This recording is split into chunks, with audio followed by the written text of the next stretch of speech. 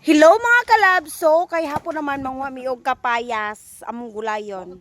Ang nagkuha og kapayas Mangkuhaan na magsigdami at ma'am. mga mi kapayas. Asa naman? Hala, kuan man basig mahadlok man ta. Hadlok ka lim. So mao niya mo ang gulayon namo. Napa dito ana una na.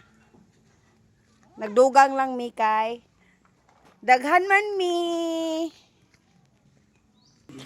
Mao na ni amo tulo ni kakapayas gipanita na sa among cooker ang isa. Tapos with kamunggay, butan og tanglad, luya, pites na. Gataan dayo og espiso. Ang gata. Ug mao na ni ang resulta sa kapayas, gi.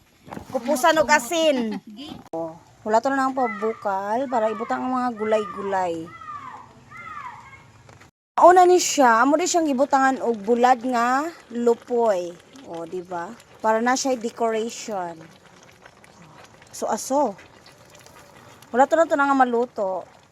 Here's the result. Luto na amo ang ginataang kapayas with gulay and lupoy nga buwad. Lami Lami, impas ang bahaw ani karon.